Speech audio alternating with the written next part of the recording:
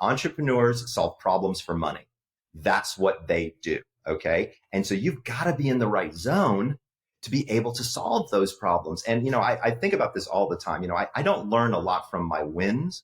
I learn a lot from my failures. And if I can't fail fast, I get stuck in that washing machine, and then self-doubt creeps in like, when in fact, if all you did was sleep better, I can erase easily 60, 70% of that. I'm not saying I make smart people out of stupid people, right? But at the end of the day, if you're an intelligent human and you're not sleeping at the right time, you are not meeting your potential at all, like not even close. Welcome to Successful with ADHD. I'm Brooke Schnittman. Let's get started. Today I have Dr. Breus in the house. Thank you for being here. Of course. Thank you for having me. I'm excited to be here. And so many ADHDers are excited that you're here today. Sleep is the number one issue that we have to deal with. And before we get into that, I would love to just give you a little bit of time to share accolades, because you're not just any sleep doctor, you are the sleep doctor. So I am. So I'm going to share a little bit about what I know about Dr. Breus. Cool. For those of you who haven't heard of him, you should look him up. He is a double board certified clinical psychologist and clinical sleep specialist. He's one of the 168 psychologists in the world to have taken and passed the sleep medicine boards without going to medical school. Yep. Interesting. That sounds very ADHD-like of you. Yep. Dr. Breus is the author of 3 books, with the newest one in 2017, The Power of When. And that gives the groundbreaking biohacking of the perfect time to do everything. So he has something called chronotypes, which we're going to be talking about. And there's a test on it, and I took it. I'm a dolphin. We'll get into that. But he created this book based on your chronotype. He also gives the reader the exact time to have sex, run, eat a cheeseburger.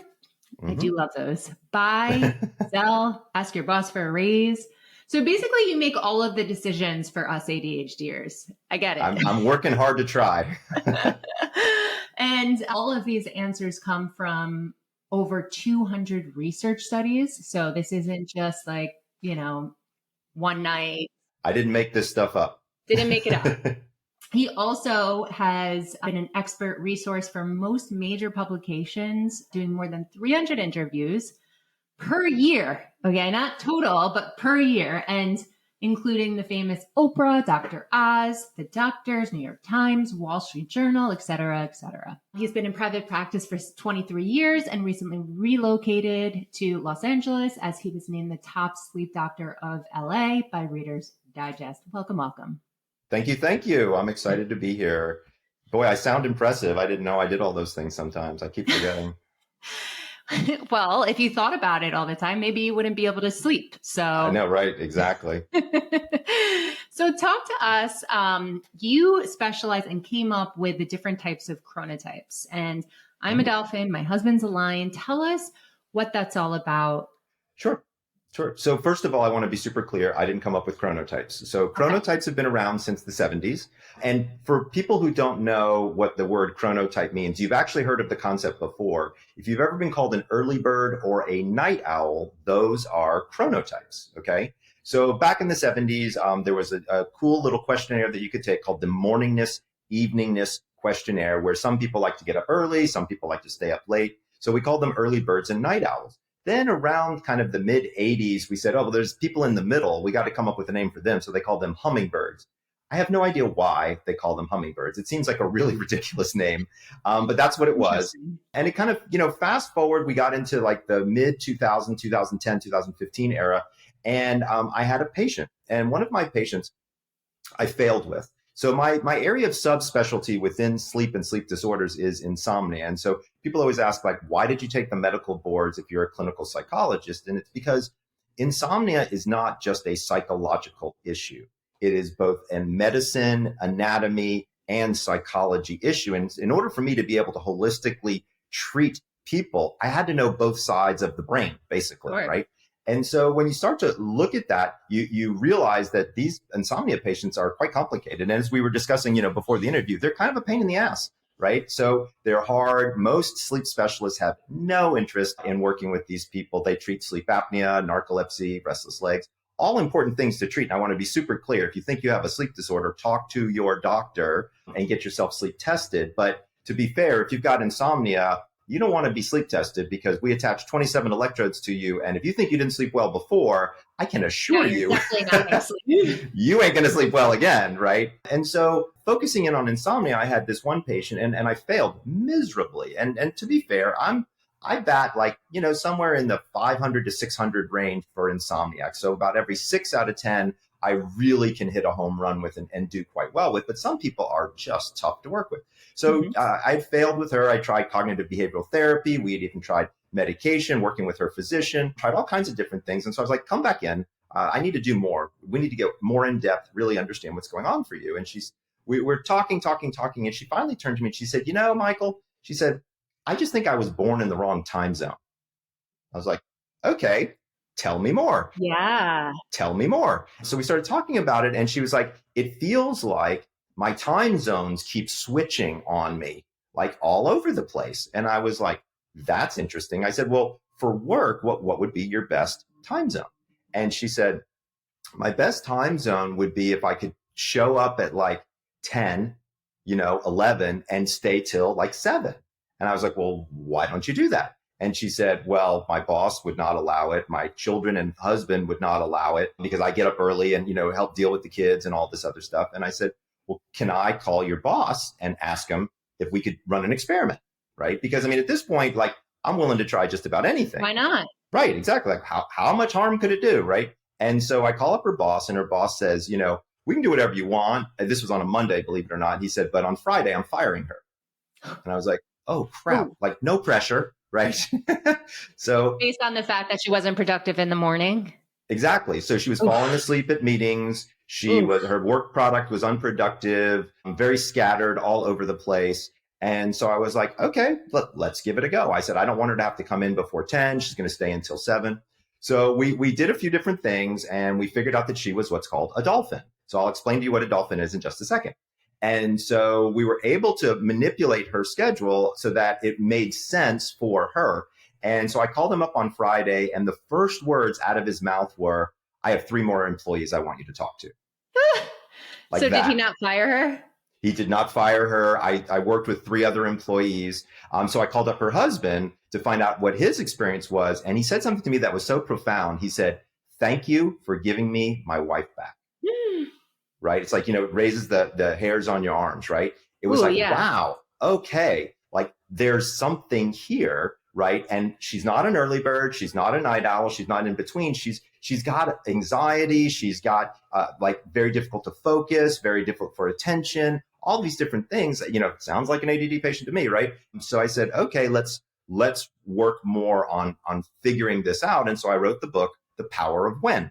So Power of When, WHEN, is when in your day you should do certain things, right? And so for her work day needed to be from 10 to 7, right? Because we were also able to identify during that slice of time when she was able to focus, when she was able to be creative, when she was hungry, when she needed to take a nap. And this was all based on research that had been done all around the world. So chronotypes, again, they've been around since the 70s. So what I did was I aggregated all of this information around, and then we decided, well, how do we identify these people, right? Like, how do we figure out who's what? And so I started to look at genetics. So I'm a bit of a sleep nerd. I like to look at all the science. I hope you are, if that's what you do for a living. Right, exactly. I should be for anything. And so I started to look at the genetics and got really interested in the human genome. And it turns out that being an early bird or a night owl, it's not a choice. It's in your actual DNA, right? Okay. So there's almost 70 different places on the human genome that have an effect on your circadian rhythm.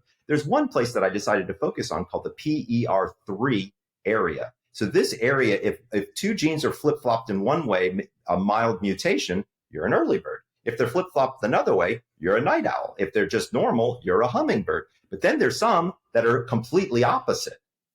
That's where you're a dolphin. What test is that called? So you actually have to get your genetics actually tested. Now, to be fair, one of the things that I do in my private practice now is I'll take a DNA swab and I will actually look at your genetics. If you do, like, for example, if you've ever done 23andMe. Oh, I was just thinking about that. I'm like, oh my, you're going to disrupt a lot of families here. Well, no, but here's the thing: is it's not as disruptive as you might think. It actually makes families come closer together. So there's actually a morningness, eveningness report on 23andMe that starts to get to this as a general idea. Really? Yeah. Oh, yeah. Absolutely. You just look on your reports. You'll be surprised. It's right down there at the bottom. Like, what time should you be waking up? What time should you be going to bed? All, again, based on genetics. I get emails from them all the time about possible relatives, and I just delete. Right, now right. I need to find the good stuff. I don't want to know about possible relatives. Yeah. No interest. No, thank you. But if you can find this type of genetic information available to you, there's a lot that you can actually do with it. And so by aggregating all of these studies and figuring out when early birds are good at certain things, when night owls are good at certain things, when what we basically call non-typical chronotypes, or what I've named dolphins, things, that it works out pretty well. And so people always ask, like, well, why animals, right? So first of all, I'm not a bird, right? I'm a mammal, right? And so I didn't want to come up with another bird. So I chose animals that actually represent the circadian rhythmicity that they are. So lions are transposed for early birds, because many people might know, but lions wake up before dawn. They usually have their first kill before dawn. They're very active hunters in the early morning hours. Bears, who are people in the middle, they're now hummingbirds now are bears. They wake up as the sun comes up. They go to bed when the sun goes down. They're very kind of affable creatures, kind of working around that. Wolves are the night owls. Many people know wolves are very much night creatures, right? Sure. Now, people say, well, dolphins, Michael, what are you talking about with dolphins? So it's interesting. Dolphins sleep unihemispherically. So half of their brain is asleep while the other half is awake and looking for predators, right? That sounds like somebody who's got some anxiety, who's got some insomnia, who's got some of these concerns. Sure. And that's why we wake up tired and exhausted the next day. Exactly, right? And who doesn't want to be a dolphin, right? We also wanted animals that were aspirational, right? Like, who doesn't want to be the king or the queen of the jungle, right? Or who doesn't want to be an awesome teddy bear or a wolf, or a dolphin? So we really thought through kind of the idea of which one of these animals do you kind of want to be. So once we kind of figured that out, I was like, okay, I'm going to create a quiz for people to take online, because not everybody can do their genetics, right? And to be fair, the quiz works, but it's not like foolproof, right? I mean, there's only so much you can do with 30 questions on the internet, right? Sure. So it's called chronoquiz.com, and we'll put the link in the show notes afterwards so people can go and check it out. What's been fantastic is we've gotten now north of about 3.5 million people have taken the quiz. So we have tons of data to really start to understand with people. And so here's how it works. If you're a lion, which is an early bird, your melatonin stops by about 4:30 in the morning. You wake up around 5:30, 6 o'clock, and then a very predictable pattern to your hormones goes on until about 9:30 at night. If you're a bear, that's forward by about 90 minutes. If you're a wolf, that's forward by about 90 minutes. Right? And if you're a dolphin, it's all over the place, right? So it gets very, very interesting when you start to look at it from a pure hormonal standpoint. So as an example, if you're a wolf, like I used to be, my body doesn't stop producing melatonin sometimes until 8:30, 9 o'clock. Oh, wow. But if I got to get up at 6, guess what? I'm groggy as hell. Sure. I'm not productive. It doesn't work out well for me. But if I know that, I can either go to bed earlier. Well, actually, I can't, because as a wolf, your melatonin doesn't kick off until almost midnight. So what I have to do then is take a nap during the day. Right. So I can strategically place my nap during a time of day when I know I'll be tired, and you don't have to take a long nap, less than a 25-minute nap, and boom, I can be up and going whenever I need to be. So it sounds like there's a lot of strategy behind knowing what chronotype you are. It's not the same one size fits all solution for sleep. Not at all. Not at all. Not at all. And that's the problem. Like, you hear now, like, there's a big thing going around with people that they say things like, oh, I want to be part of the 5 a.m. club where I get up in the morning.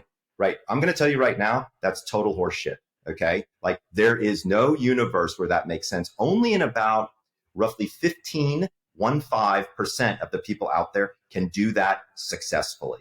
Okay. That means 85% of people are going to fail when they try to do something like that. Like, that's not a good idea. I'm so glad you mentioned that because I also work with entrepreneurs and we shame ourselves having ADHD so often. Well, I saw this person waking up at 5 a.m. I read the 5 a.m. club, this and that. Like, should I have a morning routine where I'm reading at 5 a.m.? No, if you're going to be exhausted for the rest of your day and you need to slow roll your day and you need to sleep, that's going to be counterproductive. Absolutely. You have to know your genetics. Like, I tell people all the time, look, I'm 5'9". I'm never going to dunk a basketball. It's just not going to happen, right? I know who my body is, and I work within my body to be able to do the things to the optimal performance that I want to be able to do them. That's what this is it's kind of like a secret weapon for optimal performance. And so, you said to me earlier in the podcast, you said, oh, there's going to be a lot of couples or families that are going to get upset. Actually, the opposite happens. Here's what's so fascinating is not everybody in the family is going to have the same chronotype. In fact, many people, when they get married, don't marry the same chronotype. Okay. So it makes it very interesting.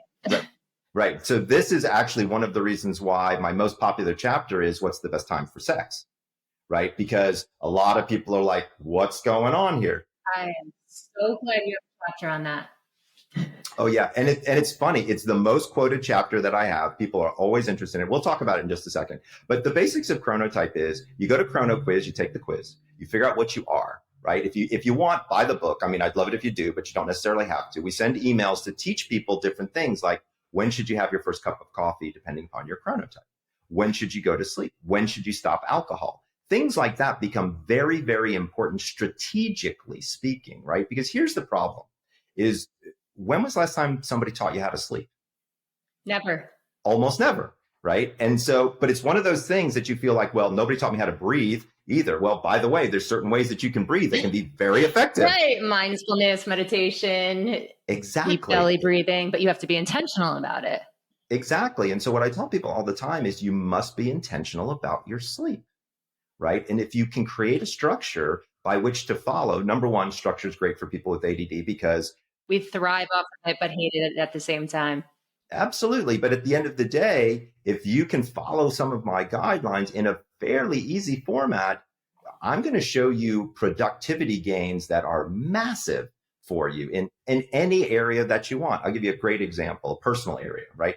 So a lot of people say, well, can your chronotype change over time? Actually, it does. Believe it or not, everybody goes through all of the chronotypes at some time in their life. So if you're a baby, you're a lion.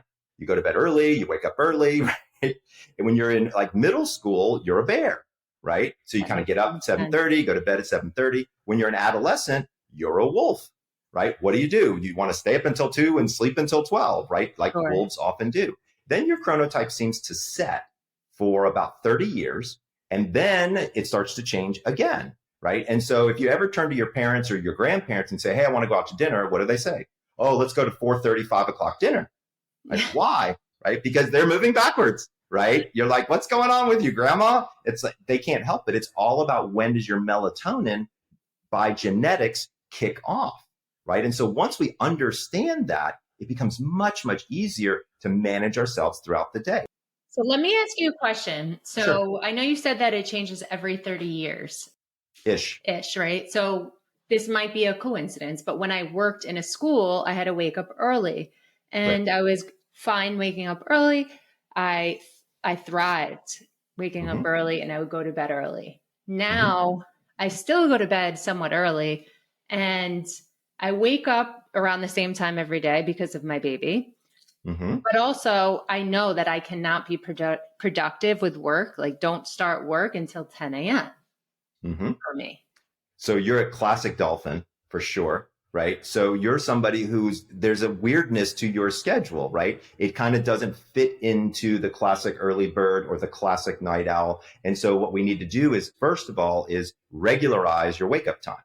So we need to find the right wake up time for you, right? And we can do that in a whole host of ways. One is take the chrono quiz. But if you want to be even more exact about it, you can just measure your melatonin. So there are assays that you can buy online. They're like $100 and it's saliva.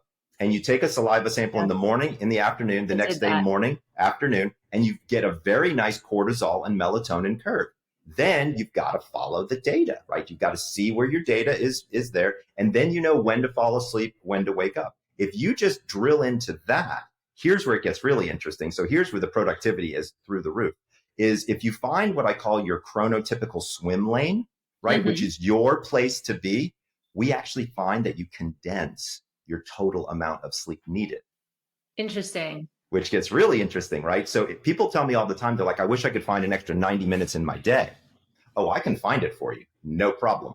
All I have to do is get you into your chronotypical swim lane. And here's what happens. It takes about 4 months, but all of a sudden your sleep begins to condense. So we used to always say, you need 8 hours, you need 8 hours. First of all, that's bullshit. You don't need 8 hours. Most people don't. Okay. There's varying amounts of time. It depends upon your age, depends upon your gender. For women, it depends upon where you are in your menstrual cycle. It depends upon if you have kids. Like there's a whole host of different things. But generally speaking, the reason you're in bed 8 hours is to basically get 6.5 to 7 hours of good solid sleep. Interesting. Right? But if I can tell you exactly where you can go and get that in the time frame in which you're going to be in bed, guess what? I just shaved an hour off of that time that you spent in bed. And now you can use that hour more productively for whatever you want. Amazing. Yeah. Now it can be for personal things. It can be for professional things. It can be for spiritual things. Like you get to decide, right? That's the cool part, is you get to think about, okay, well, what do I want to do better? Right. So we actually, if we follow your method, it's not sleep procrastination. It's actually intentional shift of your sleep schedule. Exactly. I'm working on this article right now that I'm going to entitle "Sleepy Entrepreneurs Fail Slowly." Okay. It just stacks up over time, huh? Exactly. Right. And as an entrepreneur, you want to fail quickly, right? Because if it ain't working, you want to know fast so you can pivot and retry and pivot and retry until you get into your lane and go, right? Sure. And so this is what happens is people don't realize it, but focus is affected. Attention is affected. Energy is affected. I mean, all things that you need, your diet is affected. Your ability to exercise is affected. I tell people all the time, like literally everything you do better with a good night's sleep. Absolutely. So I know so many people, me included sometimes, that it's a catch-22, right? They're in this vicious cycle where they can't sleep. So then they're not productive the next day.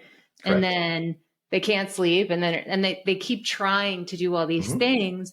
What would be the first thing that you would tell someone who's in that vicious cycle? Talk to a sleep specialist. And let me explain why.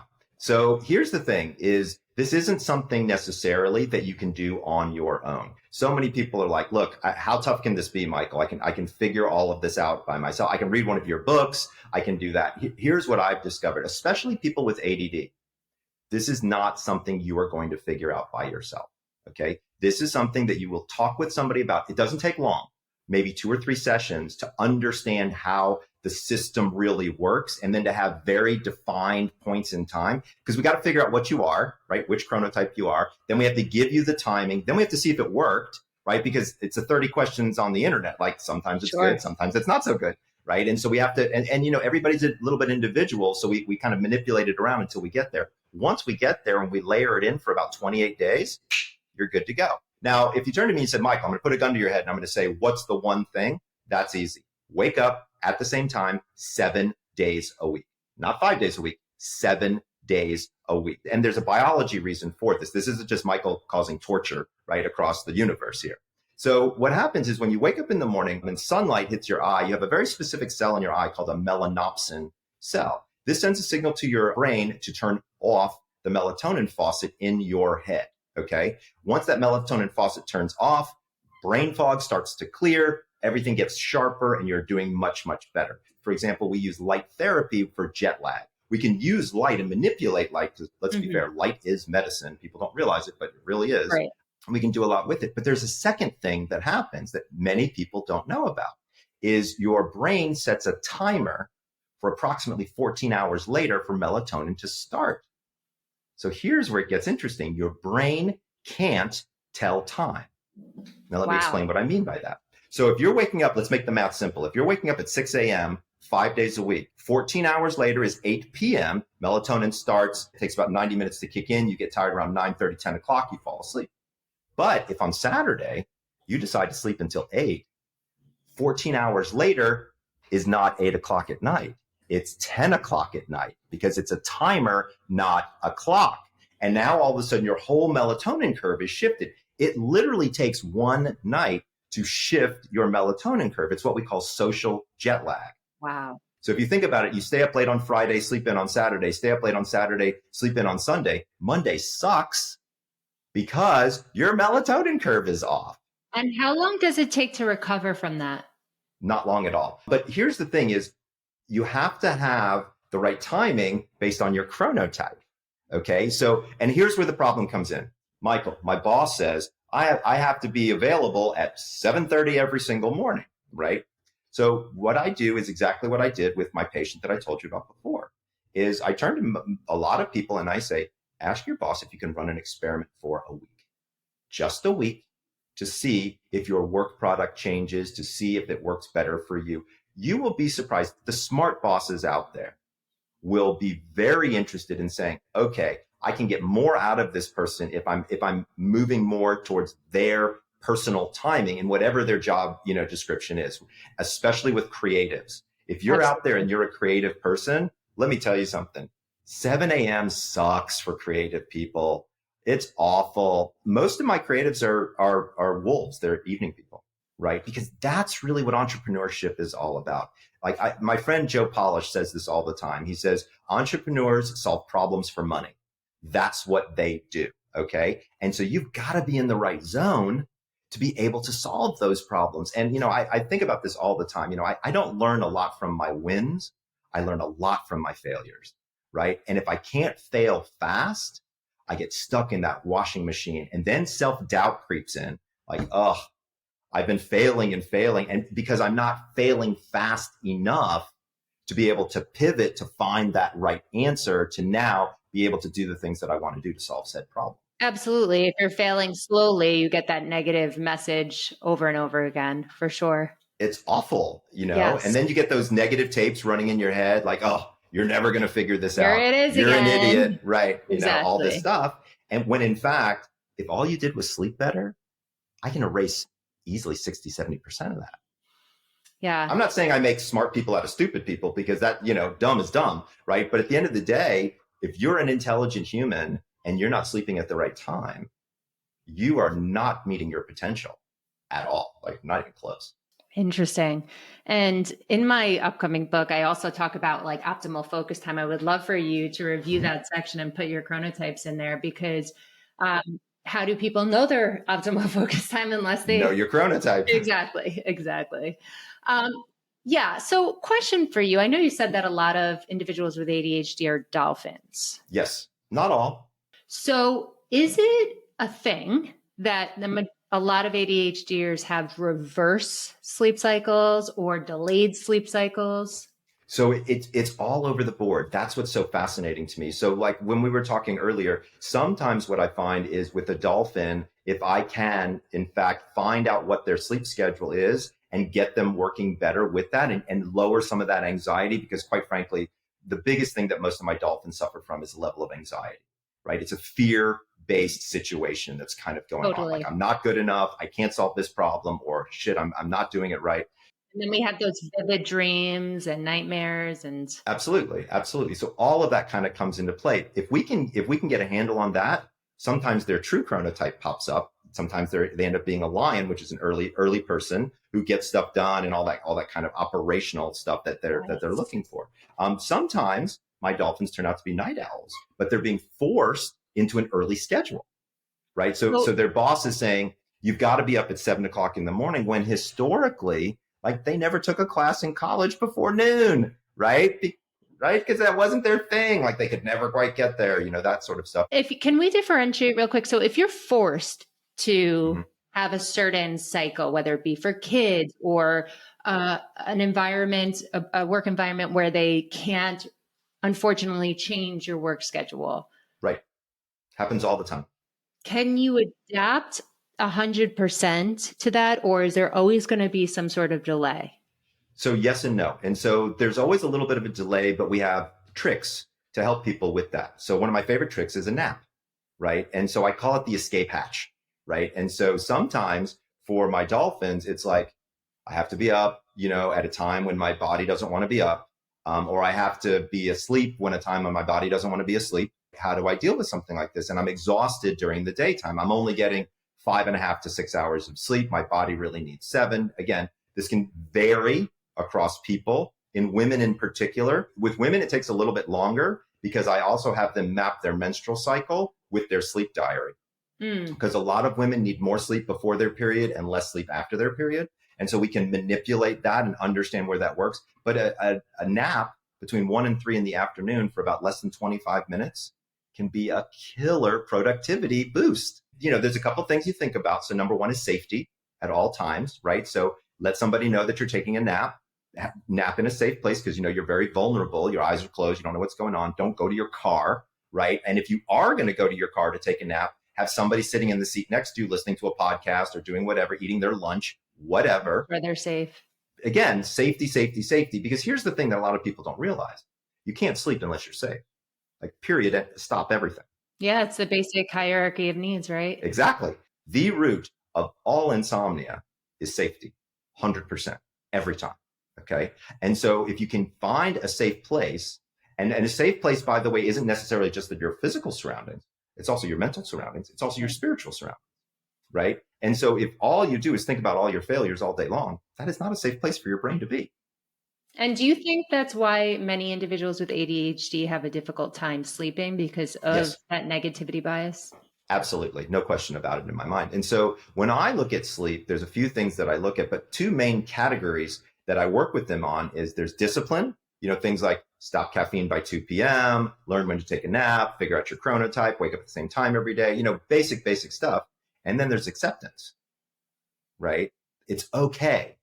Like the newsflash, your head's not going to pop off if you don't get a great night's sleep tonight. It's happened to you a million times before, right? And so oftentimes and this is going to sound a little hokey, but I use it all the time, is the serenity prayer. Right. So grant me the acceptance to understand the things I know, understand things I don't know, and accept the things I can't do anything about. Right. Right. And once you understand how to accept your situation, your anxiety drops, which allows the natural sleep process to take over. Because nobody in the history of time has ever thought their way to sleep. Nobody. Right. So people tell me all the time, I wake up at 2 o'clock in the morning and I start thinking. And then I figure, I'm just going to finish out that thought, or I'm going to burn this new idea into my brain or whatever. Stop it. Okay. It's not going to work. Yeah. Right. Accept the fact that your body's up and it's okay. A lot of times ADDers, they compare themselves to other people around all them. the time, whether it's somebody else with ADD or somebody else that doesn't have it. And it's constantly this comparison. Like, shut up, stop it. But here's the thing is ADD is a superpower. Like, people don't get it. Okay. But if you can harness it, you can solve all kinds of problems that most people have no idea how to solve. Why do you think that I polled Instagram and our email list, and I got so many people who are interested in knowing why their children are having such difficulty sleeping. They try melatonin, clonidine. Bad idea. Okay. So there's a lot going on with kids and sleep. So number one, it depends upon the age of the child. So I want to be super clear about something. If your child has a sleep problem and you give them a pill, they now have 2 problems. They have a sleep problem, they have a pill problem. Okay. 99% of children do not need a pill to sleep. Okay. Now I want to be clear. There's some that do, right? If you've got a child who had a major psychotic episode or a mental breakdown or has been in rehab or what have you, many of those children need a pill to sleep based on their neurochemistry and things like that. I'm not saying go against your doctor. If your doctor gives them a pill for a particular reason at a particular time to sleep, then you need to listen to your doctor. But there's a lot of parents out there who pass out melatonin. And unfortunately, some of their doctors tell them to do it. 95% of children make 4 times the amount of melatonin that they need. 4 times. Okay. Wow. You do not need to do that. Also, many people don't know this, but melatonin is by prescription only in most places other than the United States. That's number one. Number 2, they're overdosing these children wildly. The appropriate dose for an adult is between 0.5 and 1.5 milligrams. You can't find it for that. The only thing you can find is 3 milligram gummies, 5 milligram gummies, 10 milligram gummies, right? It's stupid. And by the way, most people don't know this part. Melatonin is a contraceptive at high levels. A contraceptive. Can you think of anything worse for a young female developing body than introducing a Nope. contraceptive when it's not necessary? No. I can't. Sounds like a bad idea to Wow. me. Wow. So you got to think through this as an idea. Now, to be fair, there is some data on ADD and melatonin, and it can be helpful. But test your freaking melatonin. Like, figure out if you need it or not. Don't just willy-nilly start using it, right? Talk to a doctor and see if you can figure out what makes sense there. Okay. Sure.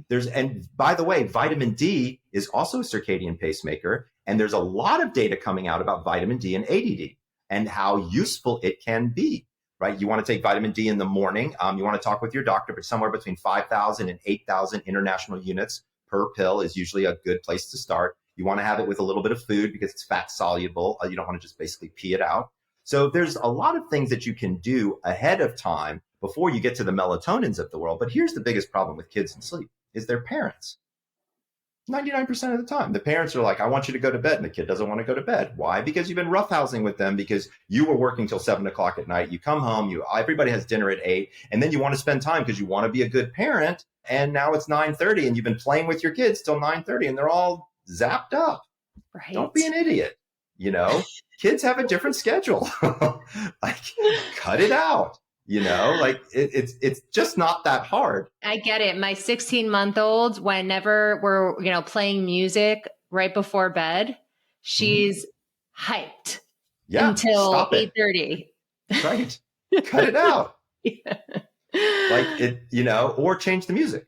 Change it to something that's more calm, or have a little bit of music and then move into story time, or move into bath, then move into story time, then move into, dim. And by the way, the lights should be dim when you're doing all of this because you don't want excess light because that slows the production of melatonin for the child.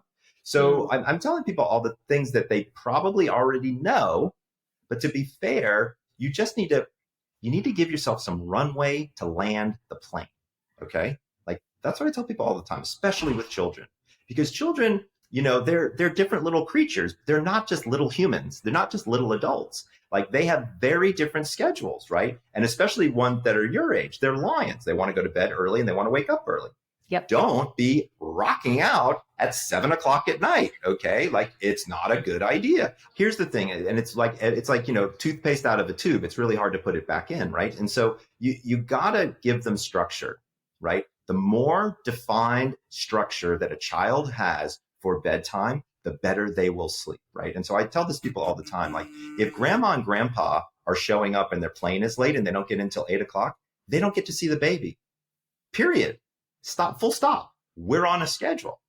That's how it works. People will give moms all this trouble all the time. Oh, I can't believe you're doing it this way. I never had to do it this way with you. Great. This isn't your child. This is my child. It has different genetics than I had. I've got a husband or a partner who has influenced this orb with different genetics. So guess what? Shut up, right? This is how we do it here. Exactly. This is our house, boundaries. Real quick, just 2 quick questions. So you had mentioned that don't overthink sleep. Some people don't need 8 hours of sleep. But what if someone's on a 4-hour, 5-hour consistent sleep schedule and there's nothing they can do about it? Is that okay? There's always something they can do about it. Okay. So there is no universe where 4 hours, it makes sense for anyone. The lower level limit for you to be functional, to drive a car, make decisions, is probably 6 hours, I would say, right? Because the data is super consistent. The more sleep deprived you are, the worse decisions that you make, the less focus that you have, the riskier decisions that you make, right? It's just a disaster. So, I love it when people are like, oh, Michael, I can only get 4 hours. Bullshit. Okay. I'm here to tell you, I know you can, I know it. Like, I know you can get more sleep. You just have to prioritize it. Why is it so difficult? And maybe this is more complex, but why is it so difficult the older you get to take naps? I've found that a lot of people have said that they can't take naps anymore. Well, that's a good sign. If you can't take a nap, that can be a good sign because it means you're fairly well rested. The other big thing is how caffeinated are you, right? So how much caffeine is in your system? Are you buzzing or not? Has a lot to do with your napping, right? And so people don't realize that caffeine has a half-life of between 6 and 8 hours. Okay, so if you don't stop caffeine by like noon, Like, yeah, it's not going to go well if you try to take a nap at, 3 o'clock, right? Also, your sleep drive is directly related to the last time that you were asleep. So as an example, if you want to go to bed at 10 and you took a nap at 3, you ain't going to bed at 10. I can assure you, right? Because that sleep drive has to build up throughout the day. The biology of it is that when a cell eats a piece of glucose, something comes out the back end. One of those things is called adenosine. Adenosine works its way through your system, goes to a very specific receptor site, and then has to accumulate. When you take a nap, you lower your adenosine, which means it's harder to fall asleep. So strategically placing naps based on your chronotype works very well. Love it. I love it. So any last closing thoughts for someone looking for a sleep change? Absolutely. So I got a 5-step plan. Works really well. And then I also want to talk about mattresses because that's an important thing that a lot of people don't think how about. do you pick the 14 best mattresses? I'm gonna show you. So step number 1 is to find one wake up time based on your chronotype. Okay. Step number 2 is to stop caffeine by 2 p.m. right, as a start. Step number 3 is to stop alcohol 3 hours before bed, limiting yourself to 2 drinks. Okay. Step number 4 is to exercise daily, which is, by the way, the best way to improve sleep quality and make yourself a little bit more tired. But you need to stop usually about 4 hours before bed. And step number 5 is when you wake up in the morning, I want you to do this thing that I call the 3:15s. So you swing your legs over and you put your feet on the ground, still sitting on the bed. Take 15 deep breaths. This is merely to bring yourself centered. This is to get your respiratory system kind of back in gear. Then you drink 15 ounces of water. Most people don't know this, but sleep in and of itself is a dehydrative event. You lose almost a full liter of water from the humidity that's going on in your breath. So you've got to hydrate well before you caffeinate. And then go over to the window, or best, go outside and get 15 minutes of sunlight. I love that. That's just enough time to get vitamin D, and it turns off that melatonin faucet. I love that. It's so simple. 15, 15, 15. I believe that sleep is a performance activity. Okay. So I used to be a runner. So if you're a runner, you can run a race in flip-flops, torn shorts, with a boombox on your arm, but your time's not going to be too good, right? But if you've got your Asics on and your dry fit wear and your good tunes, your performance is going to be better, right? Sleep is the exact same way, right? And a mattress is arguably the key component in your overall sleep system. So number 1, replace your pillows about every 18 to 24 months. Most people don't think about it. Oh, yes, absolutely. They structurally break down. Your head weighs somewhere between 8 and 10 pounds, depending on how big you are. So the structure of the pillow itself is going to change. Now, if you got one of those memory foam pillows, it's like a big block of cheese, that you can probably keep that one for more like 3 years. But generally speaking, I don't like those. They sleep hot. It's not necessarily a really good thing. So replace your pillows. That's number 1. But number 2, if you've had a mattress for longer than about 6-7 years, it's probably time for a new one. But listen to your body, right? If you wake up stiff and sore more than 2 days a week, and it's not from working out really hard or hitting the mountain bike or hiking on a trail, dude, you need a new bed. So what I've done over at thesleepdoctor.com, which is my website, is we have mattress reviews. So, and it's complicated. We've reviewed over 150 beds. And so we figured out like what beds are good for side sleepers versus back sleepers versus stomach sleepers. We have mattresses that are good for people who sleep hot. We've got mattresses that are good for people who are a little bit on the bigger side of things. And so there's a lot of different things out there. Don't try to do it yourself. Trust me, it's taken years to do these reviews and figure all this stuff out. Go over there. You'll see that we've got a lot of information there on mattresses, but also we've got a lot of information about sleep in general. If you think you've got sleep apnea, you can order your own sleep test from over there and be able to figure something like that out. If you just want to learn about these kind of tips and tricks of that I tell people all the time, we have lots of articles on that. And so it's a really good resource for people to check out and learn. We've actually got entire articles on sleep and ADD and ADHD, just focusing on that. So we really try to give the breadth of information out there for folks, because sleep is I can tell people this all the time. You change your sleep, you change your life.